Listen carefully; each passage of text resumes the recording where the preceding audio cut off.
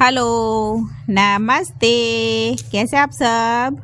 आज की हमारी कहानी है जवाब। शुरू करने से पहले प्लीज़ दोस्तों मेरे चैनल को सब्सक्राइब करिए और मुझे मोटिवेट करिए।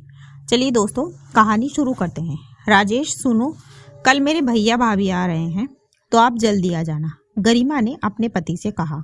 फिर राजेश बोला, क्या मैं क्यों जल्दी आऊँ, तुम्हारा भाई है तो तुम हो तो यहाँ पर, और वैसे भी मैं फालतू नहीं हूँ जो काम धंधा छोड़कर आता रहूं। राजेश का दो टूक जवाब सुनकर गरिमा की आंखों से आंसू आ गए, पर वो उनको छुपाकर जाकर किचन में काम करने लगी, क्योंकि ये पहली बार नहीं था। राजेश जब भी गरिमा के मायके से कोई आता ऐसे ही करता था। वो गरिमा के साथ उसके मायके भी नहीं जाता था। उसकी शादी को 2 साल हो चुके हैं। इन 2 सालों में वो कोई 2 बार ही गरिमा के मायके गया होगा। वजह थी उसका घमंड, क्योंकि उसके सरकारी नौकरी थी।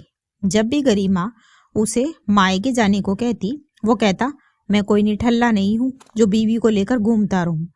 खैर, अगले दिन गरिमा के भाई भाभी आए और चले भी गए, पर तब तक राजेश नहीं आया था, जबकि रोज रोज वो 6 बजे तक लौट आता था और आज 8 बज गए। 8 बजे आया। गरिमा जानती थी राजेश को कुछ भी कहने का कोई फायदा नहीं है, इसीलिए वो चुपचाप ही रही। पर उसे बुरा बहुत लगता था जब भी राजेश उसके घर वालों को इग्नोर करता था। गरिमा बेचारी मन मसोस कर रह जाती थी।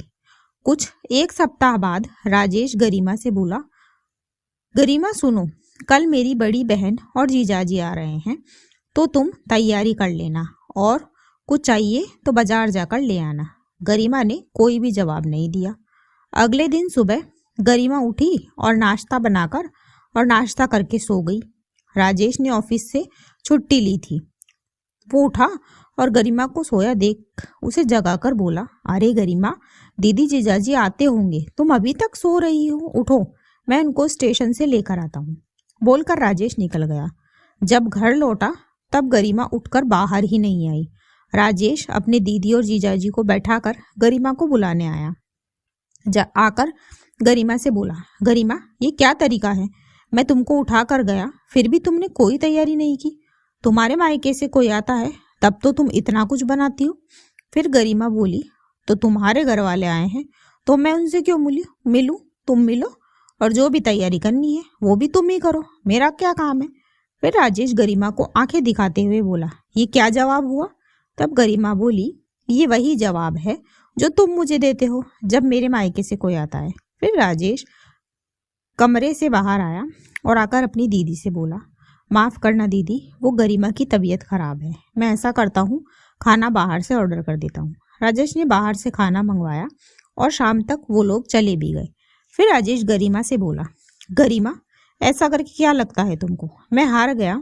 फिर गरिमा बोली, तुमको हराना कौन चाहता है, मैं तो तुमको समझाना चाहती हूँ, और अगर एक बार से तुम ना समझे तो मैं हर बार यही करूँगी। तुम मेरे घर वालों को सम्मान दोगे तो ही मैं तुम्हारे घर वालों का सम्मान करूँगी, क्योंकि कोई भी रिश्ता एक के निभाने से नहीं चलता। रिश्ते दोनों तरफ से निभाए जाते हैं, और ना ही रिश्तों में हार जीत होती है। मुझे जो कहना था मैंने कह दिया, बाकी आपकी मर्जी। बोलकर गरिमा ने बात खत्म कर दी।